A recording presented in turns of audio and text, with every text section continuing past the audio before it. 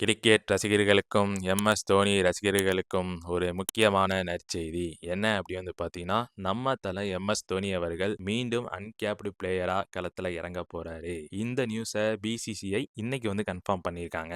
ஒரு player international மேட்சஸ்ல இருந்து retire ஆகி ஒரு 5 வருஷம் ஆயிருச்சு அப்படின்னா, அவர வந்து அன்கேப்டு பிளேயர் லிஸ்ட்ல வந்து கொண்டு வரலாம். திருப்பியும் வந்து அவர வந்து அன்கேப்டு பிளேயரா ரிட்டென்ஷன் பண்ணி விளையாட வைக்கிறதுக்கான வாய்ப்புகள் வந்து ஏற்படுத்தலாம் அப்படின்னு சொல்லிட்டு ஒரு ரூல் வந்து வச்சிருந்தாங்க. எப்ப இருந்துச்சு அந்த ரூல் அப்படின்னு வந்து பாத்தீங்கன்னா 2008ல இருந்து 2021 வரை அந்த ரூல் வந்து வச்சிருந்தாங்க. அதுக்கப்புறம் அந்த ரூலை வந்து எடுத்துட்டாங்க. நம்ம தல தோனி அவர்கள் இன்டர்நேஷனல் மேட்சஸ்ல இருந்து ரிட்டையர் ஆகி கிட்டத்தட்ட 5 வருஷம் ஆயிருச்சு. போன வருஷம் நடந்த ஐபிஎல் மேட்ச்ல ஒரு ஈவெண்ட்ல தல தோனி கிட்ட இதை பத்தி அவங்க கேட்கும்போது நீங்க திருப்பி ஒரு அன்கேப்டு பிளேயர் லிஸ்ட்ல வருவீங்களா, இதை பத்தி அந்த ரூலை கொண்டு வரதுக்காக பிசிசிஐ நீங்க வந்து ஏதாவது ரிக்வஸ்ட் வைப்பீங்களா அந்த மாதிரி வந்து கேட்டதுக்கு அவர் என்ன சொன்னாரு அப்படின்னா, இல்லைங்க, நானா போய் பிசிசிஐட்ட எந்த ஒரு ரிக்வெஸ்ட்டும் வைக்க மாட்டேன்.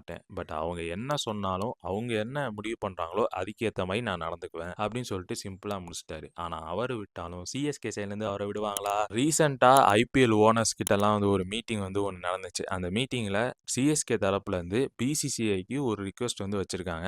என்ன அப்படின்னா, திருப்பி எம்.எஸ். தோனி அவர்களை அன்கேப்டு பிளேயர் லிஸ்ட்ல கொண்டு வரணும், அந்த ரூலை திருப்பி கொண்டு வரணும் அப்படின்னு சொல்லிட்டு பிசிசிஐட்ட வந்து ஒரு ரிக்வெஸ்ட் வந்து வச்சிருக்காங்க. இந்த ரிக்வெஸ்ட் அவங்க வச்சதுக்கு அப்புறம் திருப்பி பிசிசிஐ அந்த ரூலை வந்து திருப்பி கொண்டு வருவாங்களா, அன்கேப்டு பிளேயர் லிஸ்ட்ல திருப்பி தல தோனியை வந்து நம்ம வந்து பார்க்க போறோமா இல்லையா அப்படிங்கிற கேள்வி வந்து கிரிக்கெட் ஃபேன்ஸ்ட வந்து இருந்துச்சு. ஸோ அதை கன்ஃபார்ம் பண்ற விதமா தான் இன்னைக்கு பிசிசிஐ வந்து தல தோனி அவர்களை அன்கேப்டு பிளேயர் லிஸ்ட்ல வந்து கொண்டு வந்திருக்காங்க. அது வந்து கன்ஃபார்ம் ஆயிருச்சு. ஸோ திருப்பியும் 2025 ஐபிஎல்ல வந்து தல தோனி அன்கேப்டு பிளேயரா களத்துல இறங்குவாரு அப்படின்னு எதிர்பார்க்கப்படுது. ஃபேன்ஸ்லாம் வந்து சோஷியல் மீடியால வந்து செலிப்ரேட் பண்ணிட்டு இருக்காங்க. எம்.எஸ். தோனி அன்கேப்டு பிளேயர் லிஸ்ட்ல வரனால சிஎஸ்கேக்கு இன்னொரு ஒரு ப்ராஃபிட்டும் இருக்கு. என்ன அப்படின்னா, ஒரு பிளேயர் அன்கேப்டு பிளேயர் லிஸ்ட்ல வராரு அப்படின்னா அவருக்கு இதுக்கு முன்னாடி எவ்வளவு பிரைஸ் கொடுத்து டீம்ல எடுத்தாங்களோ அதை விட கம்மியா தான் வந்து அமௌண்ட் வந்து கொடுத்து எடுப்பாங்க. இப்போ தோனி அவர்களுக்கு வந்து 2024ல 12 கோடி கொடுத்து அவர் வந்து எடுத்திருக்காங்க அப்படின்னா, இப்போ 2025 ஐபிஎல்ல அவருக்கு வந்து ஒரு 4 கோடி கொடுத்து தான் வந்து